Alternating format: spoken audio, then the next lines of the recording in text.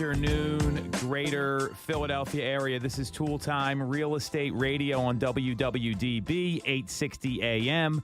I'm Tom Toole. She's Sarah Tymon. She's Stacey Mitchell, and we all work at the Tom Toole Sales Group with RE/MAX Mainline, the #1 RE/MAX team in Pennsylvania since 2018.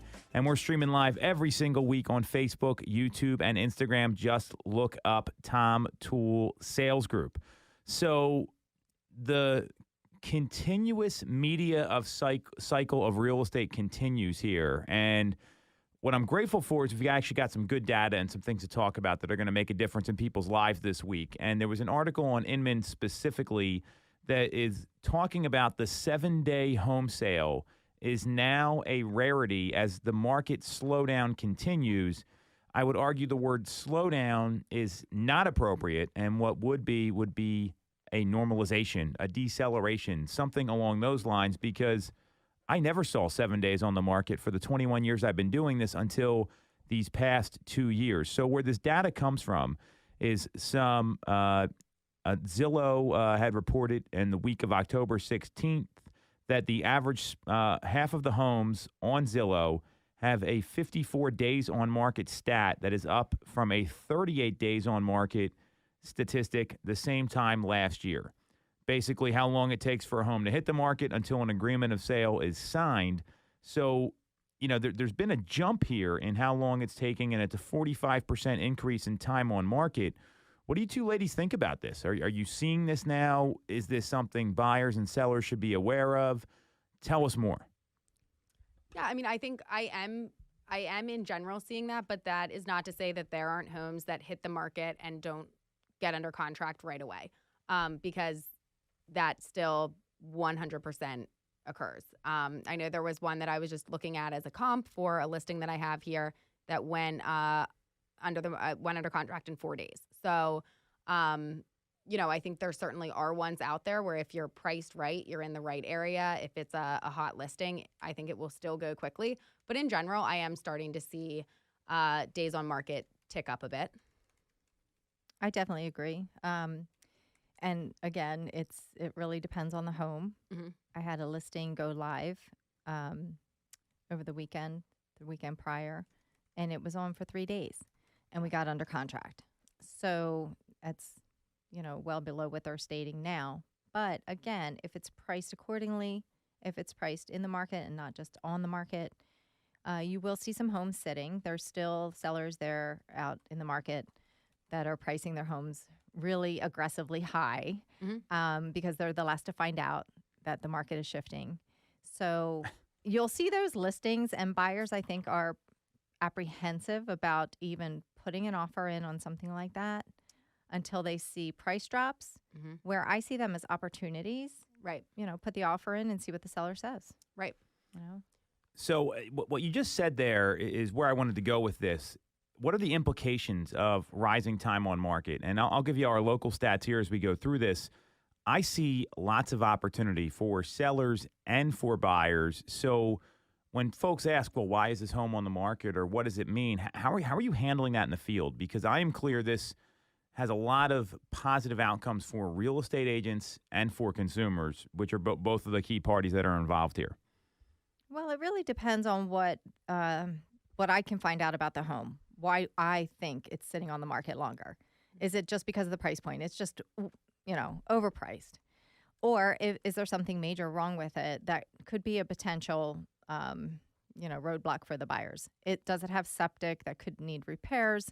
All these things. So how to approach it is to tell if the buyer's still interested in the home, go see the home, no matter what price point. If the buyers say, well, it's too high, but the house has been on the market for 21 days, go see the home. Right. Let's look at it. Let's take a look. Would it work for you? Let's look at the seller's disclosure. Let's see, what kind of offer we could put together and see what the seller says.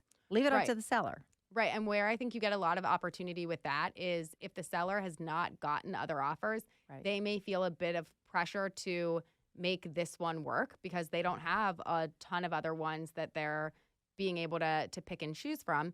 And they may be a little bit reluctant to go and do that price drop. But once they do it, now you may be against, some competition.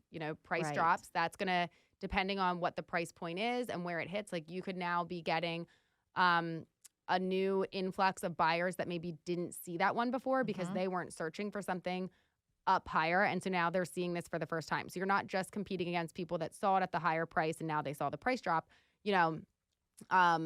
So getting in and putting in that lower offer is, once it's had, you know, accumulated some days on market there, is sometimes your best way to wedge in at the price you want to pay. Exactly, because if you do wait for that price drop to happen, like I've heard buyers say, well, I'm just going to watch it. I'm just going to keep my eye on it. And that's exactly what happens, Sarah. They keep their eye on it. There's a price adjustment. Boom, 2 days, it's under contract. Right. And sometimes in those cases, like this could be a home that sat for 21 days, 30 days plus. They do a price drop and then you might get, now all of a sudden it's 5 offers in. Right. You know? And it's competitive again. Right. Yeah. Well, that'll happen with homes that have been on the market like 6 or 8 months even sometimes. All of a sudden, the market kind of comes around. This happened on the home I bought. It was on the market 2.5 years, and then all of a sudden an offer comes in the next day. You can't make this stuff up. Wow, and That's crazy. yeah, and which is fine because we got it, so who cares? However, what's interesting here is we're seeing this number rise nationally. So I just pulled up our stats from the month of September. So the average days on market in Chester County was 17 days in the month of September. Now, year to date, it's 16, so it's kind of hitting around the same number, but the average is 33. So I found that to be pretty interesting. It seems like our market's a little different. Days on market in Delaware County is up by 2 days from the year-to-date average, 21 days from a year-to-date average of 19 and 16 this time last year. So that's a 5-day increase, which may not sound like a lot, but you're talking about 25% there. So 5 days doesn't sound like a lot, but the increase is big. In Montgomery County, 19 days compared to an average of 18 last year and 18 year-to-date. And in Philadelphia, and this is where you see the biggest jump, and I'm clear this is probably more indicative of the national market. It's 40 days on the market is the average compared to 30 this time last year. So that's a 33% increase. And it's 37% or 37 year-to-date, excuse me. So 37 year-to-date versus 40 right now. So we're seeing Philadelphia has definitely the higher days on market. What you two said, I could not agree with more. You got to look at each situation, right? There's going to be the homes that sell right away, and then there's the ones that sit, and that's where I see a lot of opportunity for folks. And the opportunity specifically I want to hit on with that is it gives you the chance to negotiate, like we talked about. You can make an offer, and make an offer that a lot of people may feel like shy about or not like totally clear on. I would write that offer 100% of the time. You can ask for a seller's assist, right? Should we explain seller's assist? I'm guessing we probably should. So basically, it's a credit from the seller to the buyer for closing costs or something else. Or there might be the opportunity to use that assist towards like a buy down on your mortgage rate. So I see all these different things happening here. And this to me is just another sign of a normal market. And all the folks that maybe were hesitant to jump into the market because things were moving too fast or they didn't want to get involved, to me, this is what they've been waiting for. This is what every buyer said they wanted. Think about the buyers you had in 2020 or 2021 that said the market's moving too fast. Right. We should just call them all right now and say, hey, rates have gone up, but the market's slower now. Which do you prefer? Right. Exactly. Yeah.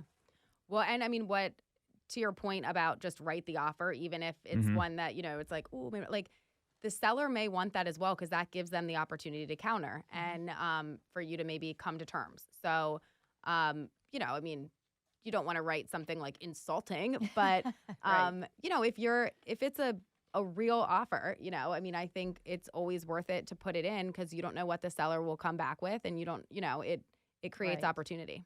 Always write the offer. Always. Right. So you say always write the offer. Tell us more about that because it fascinates me how many agents will call and be like, hey, will the seller take X? And there's just no perspective there. You don't know what the financing looks like. You don't know what the inspections or the terms look like or the possession date. Some buyers are afraid to put it in there, say, call them and see if they'll take it. I don't understand how you can make an informed decision without a written offer. I know you've written like 100-some offers this year, Stacey, and your business is obviously reflective of that. So tell us more why you say always write the offer. What's your thought process there? Because they have to, the other side, the other agent has to present it to the seller. So when it's in writing, it's formal. It's a legitimate, viable offer that they can sign or negotiate, whatever. But at least it's in front of them. It's like, this person, my client, is serious about purchasing your home. Right. Here's the offer. Present it to them and see what they say. Yeah, you're talking to the listing agent, and you're asking them, hey, will your seller take this? They only have an opinion of what they think their seller is going to be willing to accept. So let the seller decide, because ultimately they're the ones that make the decision. Right. And it leads to an uncomfortable situation then if you're like, yeah, write it up, and then you don't get it. And now you've gone to the seller saying like, hey, they've got this interest, yada, yada. Like, you want to wait. Like, you can certainly let your seller know, hey, like you want to give them feedback and let them obviously know what's going on. They need to be kept in the loop. But you want to be able to actually say like, yes, I've got an offer, or yes, I've got this many offers, and then you can go through them. Yep. What it also does, it takes all the pressure off you trying to navigate, okay, well, I think they might take this, or I think they might take that, because we don't know. I mean, and what's fascinating is every client handles their relationship with their agent a lot differently. It's not, Sarah may have a listing and the seller tells her everything, versus you have a listing and the seller plays it really close to the vest and doesn't even want to disclose to the agent what they're willing to accept. Mm-hmm. And I'm not saying either's right or wrong. I'm a big believer in full transparency. Some people don't feel that way. That's okay. You don't know until you present it. And that's what so many people don't get. And a lot of them, I attribute it to lazy agents not wanting to write the paperwork. Right. They think they know more than the market. And in my view, it's write the offer so we're not guessing. Because when you guess, that's when you lose in business, period, end of story. Mm-hmm. Yep. And I think also some agents who are representing the buyers, again, it goes back to ego. If their buyers aren't willing to listen and craft the offer the way the agent wants it crafted to have a better shot at getting accepted, then the agent's just like, oh, well, they're not going to accept that anyway. So, and again, it's laziness. They just don't want to put forth the effort. But it goes back to the client. What does the client want to offer on the home? Yes, you can guide them and give them advice, and they'll ask you questions on, how to make the offer the strongest. I always give my opinion on how to make the offer the strongest. Sure. But if it's not within their comfort level, that's not my position to make a decision whether we should write the offer or not. I always say, I encourage them, let's just put it in. This is what you're comfortable with. Let's put it in and see what the sellers say. Right. And like, if they don't take your advice on how to do it and the offer still gets accepted, like, great. Like that's it's fantastic. A win-win. It's not a a tough pill to swallow. Like, you're calling and you're giving them great news. And if they, come back, they're like, I told you. It's like, all right, well, good. Yes, you did. Cool. And I'm so excited that great. you got this. Right. I'm glad that we got this the way that you put it together. Like, that's fantastic. I think it's okay to admit you're wrong, too. And that's when a lot of people don't realize they want to be right all the time, and that creates more problems than not. So with this rise in days on market, there's the ability to get a seller's assist, to buy down a mortgage rate. Basically, there's programs out there. It's called a 2-1 buy down. We just talked about it yesterday at a team training, where you can pay a fee up front to buy down the rate. Let's say you're at 7%. Well, it goes to 5% your first year, 6% your second year, and then 7% your third year, and it's fixed there. So it saves people almost $400 a month on a $300,000 loan, putting 20% down. If you can negotiate that assist for the seller to pay for that, well, and someone's anticipating making more money, most people get like a 3-4% raise every year, especially if they're salaried, then all of a sudden you have the ability to grow into your mortgage payment a little bit. So these high rate concerns can go away, at least in the short term.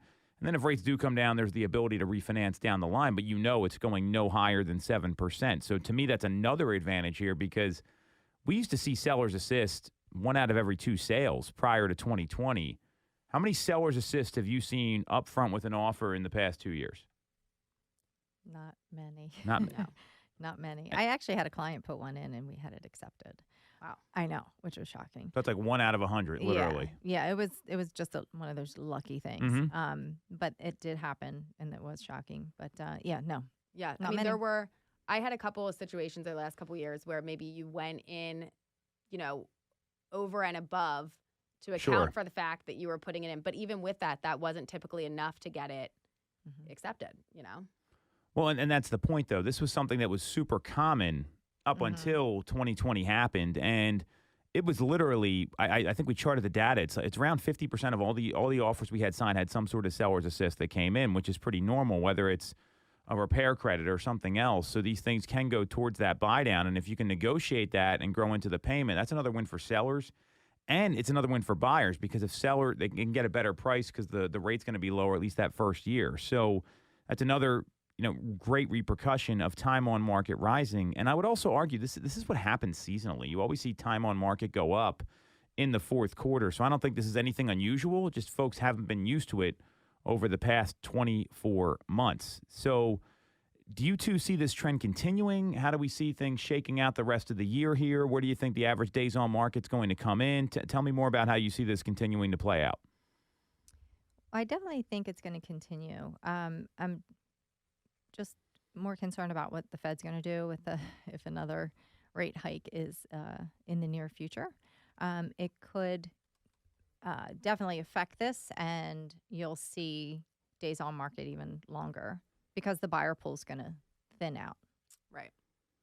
Yeah. No, I think this is going to continue at least for the next couple months, where we're going to see things, sit a little bit longer. At overall for most, exactly like we were saying earlier, there will be those homes that go up and go immediately. But in general, I think they're gonna keep ticking up.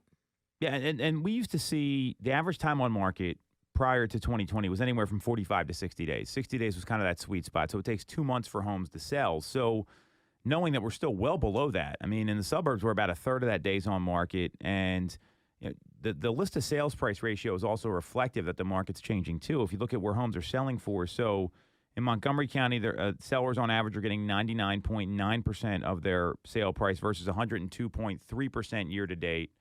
In Delaware County, we're seeing 99.3 versus 101.4% year to date, and then in Chester County, 101.2 versus 102.9. So we're seeing that the prices are also reflective. So days on market's going up, prices are coming down, and this is where agents are really going to have to kind of learn how to manage their clients a lot better. I mean, you've all taken listings over the past couple, months here. So are those conversations different than they were for any listings you took the first half of the year? I'm pretty consistent with the information that I provide to my sellers. I definitely let them know that the market really dictates what their home is going to sell for. We could come up with pricing based on comps and updates, but once it's live on the market, or when we do coming soon, we're going to know the traffic pattern. We're going to see how much interest is in the home, and I always let them know that it may be necessary to do a price adjustment in the first week or two. Right.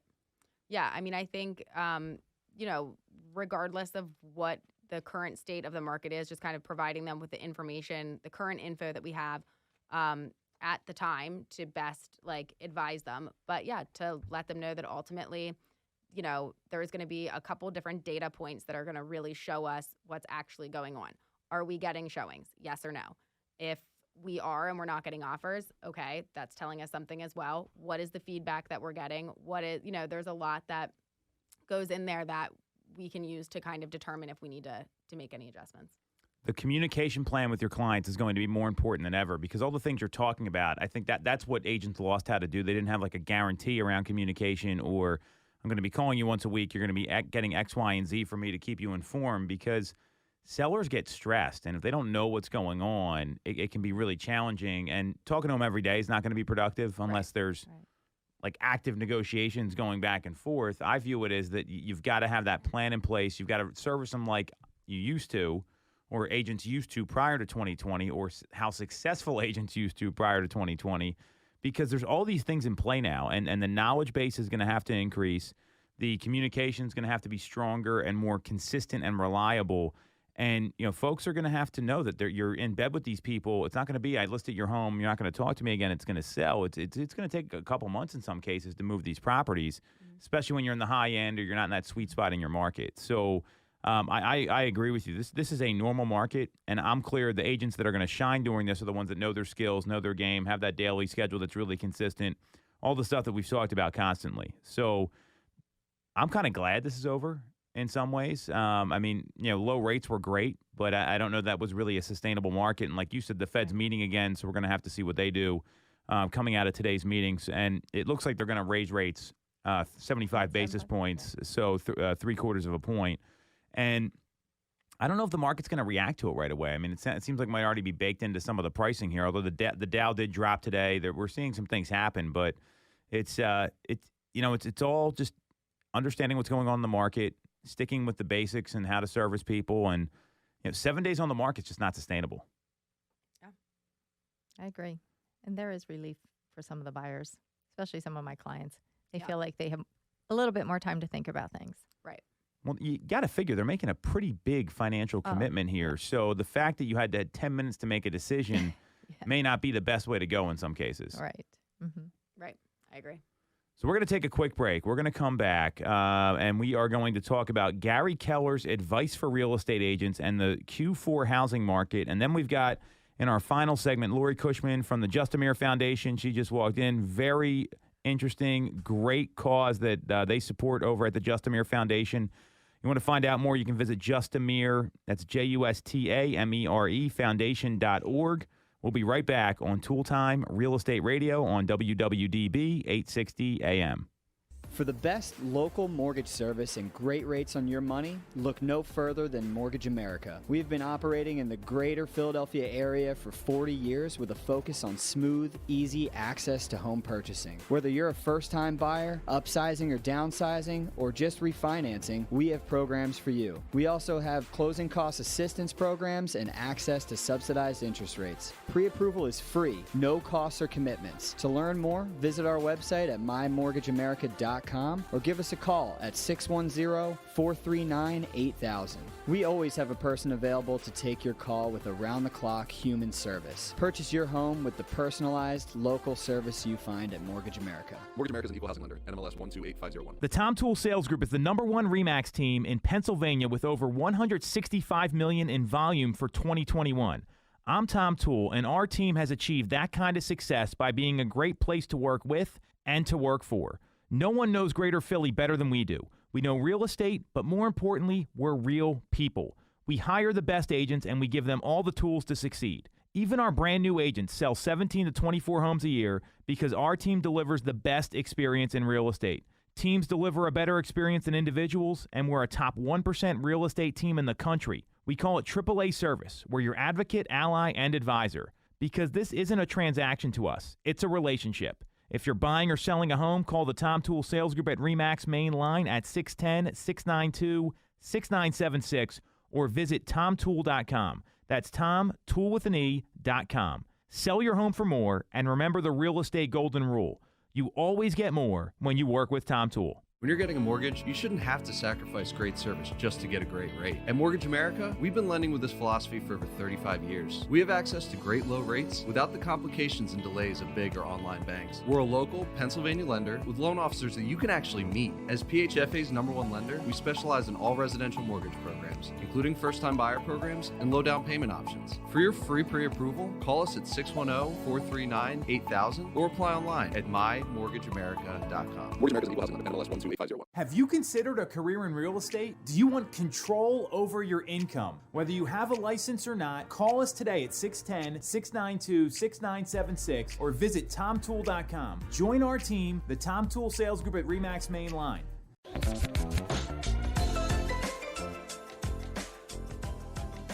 Welcome back to Tool Time Real Estate Radio on WWDB 860 AM. I'm Tom Toole. She's Stacey Mitchell. She's Sarah Tymon. And we've got special guest Lori Cushman in the house from the Justamere Foundation. You can visit them at the Justamere Foundation, .org. And Stacey, Sarah, and I all work with the Tom Toole Sales Group at RE/MAX main line, the #1 RE/MAX team in Pennsylvania since 2018. And we're streaming live every single week on Facebook, YouTube, and Instagram. Make sure to give us a follow or a like or a subscription. So, Gary Keller, who I'm a big fan of. I like Gary Keller. I think he's pretty insightful. He's one of the more dynamic people in real estate. So he had some advice at one of his latest speaking engagements with Inman and talking about how to work during the downturn. So I'm going to tell you what he said, and then maybe you can give us our reaction here. Sound good? Mm-hmm. So the first thing that came out was that, and we talked a little bit about this yesterday, about mergers, acquisition, not yesterday, last week, mergers, acquisition, liquidations. We don't need to get into that. Gary Keller said, focus on a career, not a year. And what he meant by that is that the key for working through the current market and positioning yourself, meaning an agent when the market turns the other way, is that maybe, not necessarily lose sight of the current year, but understand that, hey, this is a long haul. Don't play the squirrel game and skip around looking for a fast fix. It's going to all be about long-term build-up, nurturing. What's the long view? So how do you two feel about that? Yeah, I think that's very accurate. There's not going to be quite as many of those just like quick turn contracts. It's going to be, really keeping in touch with people and, keeping them informed of what's going on. So, Sarah, I want to hit on you for a second because you've been doing something really consistently for about 6 months now. Mm-hmm. So why don't you explain what you've been doing for your business and how you're starting to see the payoff literally like 6 months later? Yeah. So another agent on the team and I have been really committing to door knocking. So we are going around to different neighborhoods where we have buyers that are interested in getting into them, and just literally knocking on doors and letting the homeowners know that we have people trying to get into this neighborhood. And, are there any neighbors that they have kind of like heard chattering about, maybe thinking about selling? So it's not always directing it as like, hello, person that answered the door, would you like to sell your house? But kind of more like, hey, give me the scoop on the neighborhood. Like who's been talking about downsizing, who's been thinking about doing this or that. And, and it works well for both parties because you're helping open up some inventory in a neighborhood that that people are trying to get into, as well as getting in touch with some sellers. And it's typically not going to be that you talk to somebody and they're like, oh yeah, right now, let's go ahead and list. It's, in a year, or in 6 months or whatever. That's kind of when we're thinking we'd be ready to start talking. So it's, and then it's keeping in touch. Mm-hmm. So you started this it was March, I think is when you guys got started, and it's been pretty much like a weekly thing, right? Mm-hmm. So how has that 6 months later, because you've invested a lot of time now, and 6 months is a good time to kind of evaluate. Talk about the results you've gotten from this, because this is the part that fascinates me. I'm not surprised, but maybe you're feeling a little differently than you did 6 months ago when you started, and it's always hard when you're trying to build something up like this long term. Right. I mean, I think it's been nice getting results from it and actually getting signed listing contracts from it and getting things on the market, because, until you actually see that it's working, it can be tough to keep yourself motivated to stay in touch with people. Like, are they ever really going to be ready to do anything? But knowing that, being a constant there, checking in, not being like pushy, but just keeping in touch and keeping like your eye on that neighborhood and whatnot. If you stick with it, the results will eventually come through. So you've signed 3 listings since you started doing this, right? Yes. And you have a ton of prospects in the hopper here. So how did you keep yourself continuing to focus on the long game? Because I think the hardest part isn't like when you get once you start getting some results, it's like, all right, this is fine. Yeah. It's like that first 2 or 3 months, I would argue, is probably the most challenging. Like think like March to June. Like how are you feeling about all this? Yeah. I mean, I think for those first months, it was exciting just getting somebody to give you any piece of information, and then kind of figuring out from there. And it's like it's a learning process. So I'm sure the first time that we went out, we were probably pretty awkward, So, kind of figuring out how to key in on what is it that we're really trying to accomplish, like for this initial step of it. And it's in steps and it's in phases. And then kind of knowing what to ask and then being able to circle back through areas that we've been in before and say, like, I've been here before, like to kind of put a face with a name. And then I think also once you do have people that you've been talking to, putting it in your calendar for if you're like, all right, I'm going to touch base this often, making sure that it's there so that they don't just like fall off the wayside. So amazing results, and I think you're just getting started here. I mean, I would anticipate next year I could see you doing like 10 or 15 listings from this lead source just because it takes some time. Yeah. And you're doing the right follow-up, like you're putting it in your calendar, you're setting the follow-ups, using the CRM, so congratulations, number one. Thank you. How are you feeling now about this? Because I think this has been a big change for you. And I mean, I see a different energy just seeing you like in your day-to-day. So Yeah, I mean, I think that once you start having results, then that gives you a little bit more confidence in what you're doing.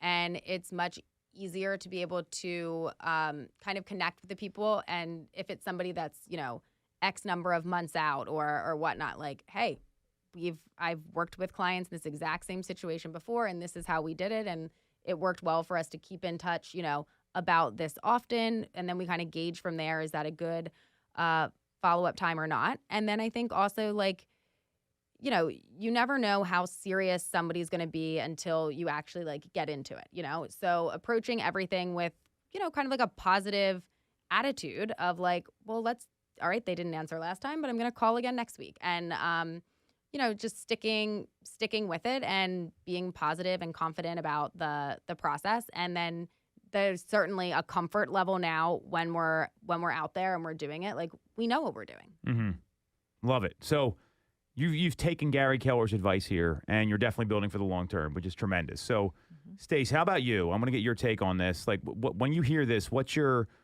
you doing in your business to have long-term sustainability, or what do you see yourself maybe doing a little differently that you didn't do 6 or 12 months ago? Tell us more about that. I think that I love what Sarah's doing, the door knocking. And I know I need to do more of that. And I have to carve that out in my schedule, and I'll probably make that part of my goals for next year. Still working on that part of it. But the circle dialing for me has gotten a lot better and a lot easier also. Similar to, but I'm not physically out there actually knocking on doors, where people can actually meet you face to face in person.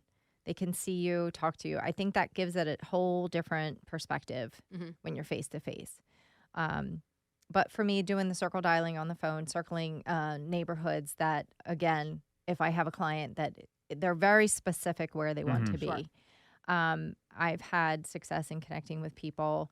It really depends. Some people hang up on you, not interested. Some folks, if I just drop a voicemail, I've gotten return phone calls asking questions.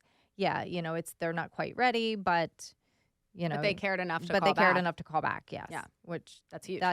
It's Yeah, if you get any I'm like, oh my engagement, gosh, that's a yeah. win. Yeah. So for me, that's been pretty productive. It hasn't converted, but I've maintained relationships that I know are going to be a nurture. Right. So, and that's fine. Right. I'm in it for the long haul. Right. And having things in the pipeline is great. Like, that's a good feeling to know that you've got people in the pipeline. Because not only, would they be looking to sell, but it turns into a conversation of they're going to be purchasing somewhere else too. So, and that's what makes it a long term, because they need to plan. It isn't just, overnight. Okay. Let's sign something today and put it on the market next weekend. Yeah. That's not typical. Although I think you had a quick turnaround for the most part. After 6 months, though. I think that's always the... That's right. Right. Instant success. Yeah. Right. Seems like, but not. Right. A lot of sweat equity in there. Yeah. But yeah, for me, the circle dialing has definitely been more productive. So, anything that's going to be worthwhile takes some time to build. And then if you can get, your pipeline so full that like the cup fills up or like the pot boils over, maybe a couple things fall out, you're still going to be okay. I think that's really the game here. And if agents aren't looking at how am I going to be successful like 6 months from now, 12 months from now, 24 months from now, which you're absolutely doing. I mean, you've talked to people that are like, yeah, maybe in a couple of years. I went with you one day. Literally, that's what we heard. Yeah, in a couple of years, call me back, or maybe we'll think about doing something.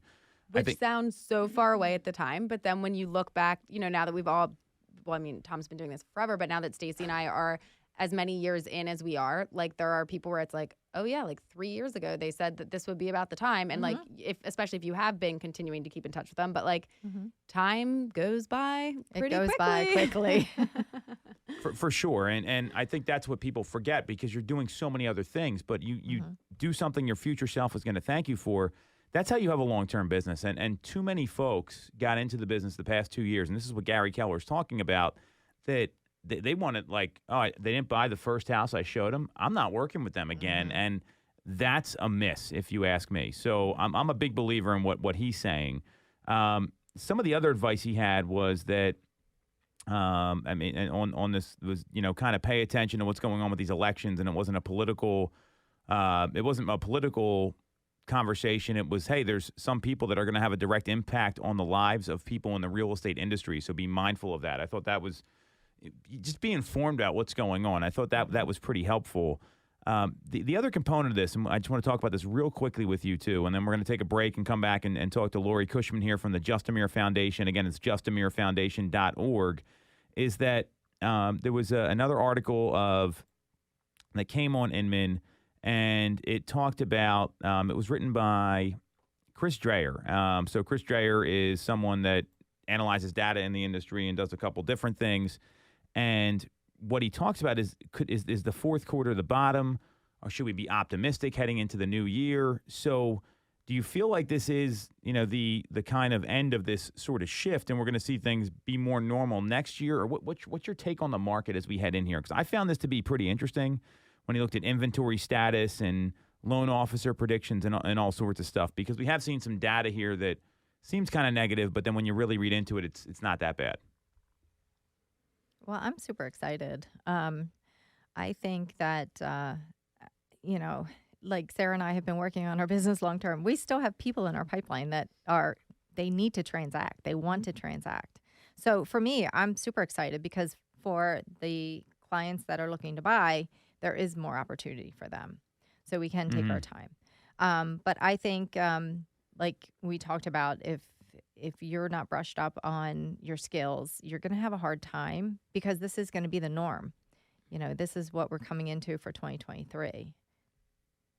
Yeah, no, I would agree with all of that. I think, like stay up to date with what's going on. Maybe role play with, some people to kind of work through some of these conversations that maybe you haven't had to have, or haven't had as frequently over the last 2 years. Kind of brush up on how to work through some of these issues, because I think with some of them, it's kind of interesting where just like the way that you say it can make all of the difference. Mm-hmm. So just making sure that you're getting your point across in the best way to get the result that needs to be done. And I mean, the best way to do that is to talk to other people who are also having those conversations. And you can kind of role play it a couple different ways with different personality types, so that that no matter who you are going to be talking to, that you can have that conversation with them in a way that you're comfortable with and confident in. And know the history of the real estate market and the industry. Well said. Know what 2008 was all about. Mm-hmm. You have to be able to explain this to your clients. Right. It fascinates me that some agents have no clue what happened. Right. Like, what is this great recession you speak of? Right. I'm like, and you don't know how to convey that to buyers in this market, because all they hear is the negative and the negative, and that's all they hear. And you have to be able to explain to them with data, with the truth. Mm-hmm. If agents aren't spending 15 to 20 minutes a day reading about the market and studying statistics, then they're going to get left behind because it's going to be harder acquiring clients now. There's less homes that are going to sell this year than last year. So what that tells me is you've got to be more aggressive in your initial meeting. If you can't name the median sale price in the marketplace, you can't explain the difference between 2008 versus now, or even that prices aren't going down, the appreciation is slowing, and actually have data and statistics behind it, then those agents aren't going to acquire clients. Because if someone came to me and, think about like the questions you ask like your accountant or your attorney, or if you got a health issue going on, you ask your doctor. I mean, a lot of women, when they get pregnant, they interview doctors and like, who's going to be my, the one that delivers the baby. If you can't make people feel comfortable about that process, which are all very stressful in very different ways, then those folks are going to get left behind. And what ultimately what I see happening here is that people move because of life events. And if you can't identify those life events and make sure they're continuing to happen, and you're talking to the people that are in those situations, whether it's having a kid, you just moved, your family expanded, right? Our family got older. We moved a couple years ago. Death happens, unfortunately. Divorce, right? Job relocations, those sort of things. Those are the folks that are going to be moving, and that's happened throughout history. So, this really goes hand in hand with what Gary Keller is saying, is that this is the long game, and you've got to do things that you're going to benefit from in the long term. It's kind of like that when you go home for dinner tonight. Do you want to eat the big quarter pounder with cheese, which Well, yeah, I mean, I don't know if I go to McDonald's to get one, but you want to eat, like, you can eat the cheeseburger, right? And that gives you a lot of satisfaction right away. But then afterwards, you probably feel like all bloated, and you're like, like, should I eat healthy this week? And then, long term, that's going to benefit me a lot more. And that's kind of the mindset that I see that agents who are going to win in this new market, whether it's this quarter or 2023, like that's really what you got to look at. Yeah, I agree. All right, so we're going to cut it there. We're going to come back. We have got Lori Cushman here with the Justamere Foundation, an amazing charity that's local here. You want to get more information, it's justamerefoundation.org. We'll be right back on Tool Time Real Estate Radio on WWDB 860 AM. You shouldn't have to deal with all the red tape when getting your mortgage from a big or online bank. At Mortgage America, we have access to big bank money, but with the personalized and detailed service of a local bank. We are here in your community and ready to serve with fast settlements, low down payment options, and first-time homebuyer programs. Pre-approval is free, no costs or commitments. For more information, visit our website at mymortgageamerica.com or give us a call at 610-439-8000. Mortgage America's equal housing lender. NMLS 128501. I'm Tom Toole of the Tom Toole Sales Group at RE/MAX Main Line. If you're thinking of becoming a real estate agent in the greater Philly area, I have a special offer for you. Our team did $165 million of volume in 2021, making us the #1 RE/MAX team in Pennsylvania and a top 1% team nationally. Our agents love us because we offer them a successful career, a great life, and an unbeatable culture. Agents who've been with us for at least a year average 30-plus sales. Even our brand new agents average 17 to 24 sales a year. We offer proven systems and expert training. We help you set more appointments and sell more houses. Now here's the offer. If you don't have a real estate license yet, we offer real estate scholarships so you can get one for free.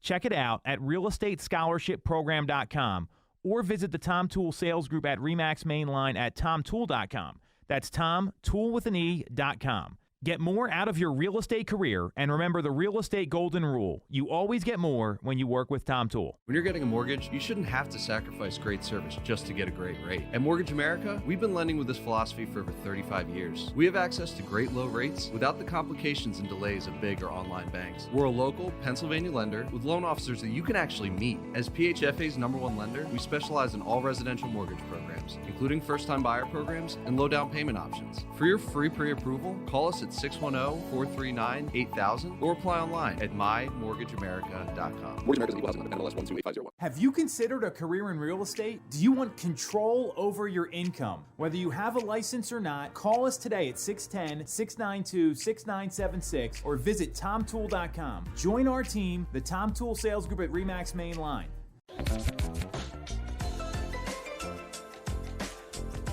All right. Welcome back to Tool Time Real Estate Radio on WWDB 860 AM. I'm Tom Toole. She's Sarah Tymon. She's Stacey Mitchell. We've got Gabe behind the camera, and all of us work with the Tom Toole Sales Group at RE/MAX Mainline, the #1 RE/MAX team in Pennsylvania since 2018. But we're not here to talk about us. We're here to talk about Lori Cushman and the Justamere Foundation. So, Lori, #1, thanks for coming on. Thanks for coming into the studio. Super excited to talk about your charity here, your organization, and how we can all support it. It's about time, Tom. I like it. I've been sitting here getting an education on real estate, so I'm glad we finally changed the focus here a little bit. Well, that was the game plan. We always set the right expectation, and you're very kind. And if you know anyone who's thinking about buying or selling, you know where to send them. I got your number. Actually, I have Manuela's number, so I'll give her a call first. That works. That works. She's our connection. Yes. Well, first of all, I have to correct you. We're not a charity. We are a nonprofit, so we are not asking anybody for any money. We are actually giving away money. We have a family in Chester County that did very well for themselves, and they've been very generous for a very long time, giving to several local charities, and they decided that there were some impact areas that were not getting hit, and that would take a little bit of legwork in order to really investigate and see where the most impact could be made. So they called me up one day and said, how would you like the best job you've ever had? And I'm paraphrasing. They might have said something else, but that's what I heard. Yeah. And it actually has been. So I get to give away money for a living. Oh my gosh. I know, That's right? So awesome. It's like Bob Barker Everybody over takes here. Yes. my calls. Everybody Yes. takes my calls. So I hear you knocking on the doors. It's like, yeah, that's those days are over for me. I paid my dues, and Yep. but that's a lie, because I still have been, in the last year and a half that we've been doing this. I've been reaching out to community organizations and trying to find out what organizations are actually working to impact the areas that we want to look at. And that area, we've got like 3 pillars, I'll call them, of areas that we want to make an impact in. The number one is, actually I'll start with the other ones. We like veteran causes. We do a lot with the vets in the area. It's just a very, very soft spot with our patrons. The other is childhood literacy, which we kind of slip backwards into, and I'll tell you why in a minute. But we do a lot there with like the Dolly Parton Imagination Library. We do other literacy programs when we can find them. But there's not a whole lot of people out there that are actually doing that work on the ground. So it's a hunt, and we actually had to hire somebody to dedicate themselves to that literacy initiative, just because there was such a hunt involved in finding the places that were doing the programs. I tell people, all I have is money. I can't, I don't have the boots on the ground. I don't have the wherewithal to actually do the programs, but I need to find those people that are doing the programs, and then I will help fund them. But our number one initiative, and this kind of came from the patrons, looking at all the career openings out there. There's a lot of jobs that are out there that are really good jobs that don't necessarily require a college education. They might be trade jobs, they might be nursing assistants, they might be welders, they might be construction. There's a whole bunch of positions that are out there with a fairly short-term education requirement. They can come out of that making, close to 6 figures in, just a few years. And so if we've got this need over here, and then on the other side, we've got kids who are, either dropping out of school because they don't see a future for themselves in college, and they've been told their whole lives that, if you don't go to college, you're a loser. That's the high schools are basically telling kids, you got to go to college, go to college, go to college, go to college. And it turns out that, college really isn't for everybody. It's not, one size fits all, and not all careers require college. So what we found is that there is a drop-off for some kids if they don't see themselves going into that 4-year college. What do? And there is a sad number that think that, sports or, there's some other options that's going to be their ticket out of poverty, or, ticket to success. And I don't have to tell you the odds. It's pretty low. So we look at them working with groups that can help them with a plan B. Like, if you're not a football superstar, what are you going to do? And the options there are just a blank slate for them. They've just never even considered being an HVAC technician or an electrician or a truck driver, or and these are all very well-paying jobs that you could be hired in a heartbeat. And almost all of those jobs take maybe less than 6 months of training in order to do. But the cost of that training might be $5,000, which for the give and get, it's it's a small fee compared to what you're going to get on the other side of that. But it might as well be $5 million for some of these kids if they don't have. If you ain't got it, you ain't got it. Right. So what we're finding is what we're looking for is partners that will help us coach those kids on how to find the education that will get them to self-sustaining income, find the classes that they would need to do that, and give them a boost financially to help them make that happen. And, again, sometimes it could be, we've worked with a lot of community colleges and put together a program for a CDL class. And we've said, that's commercial driver's license. Heavy need for that. We're like 80,000 short of drivers. Wow. It's crazy. And this is part of, we're hearing supply chain, and that's part of it. A lot of a lot of people retired. A lot of the truck drivers retired when COVID hit. You heard about COVID, right? So No, it not at caused all. some impact.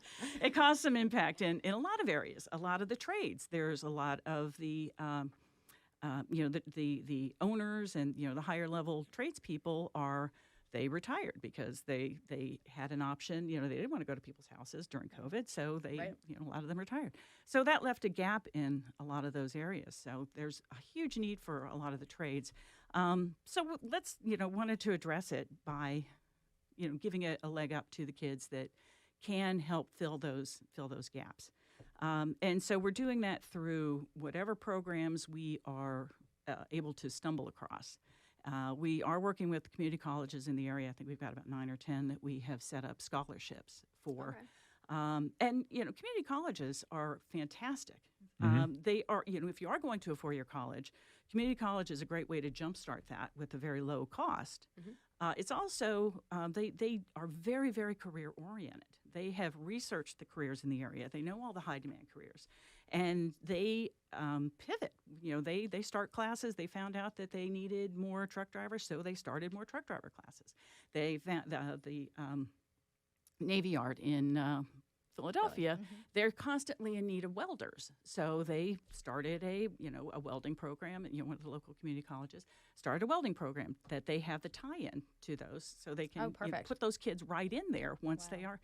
And they're making, they're making bank on, something without, So, but that gap was there because there's not a whole lot of public, no federal or state, I'm not saying no, but scholarship money for community colleges if you're not going to a 4-year college. So there's not a whole lot of things that you can get to make that happen other than loans to, which depending on where you are, what your state is, you might not be eligible for those loans. So those are the programs that we're looking for to kind of give the kids a leg up to get to that sustaining port.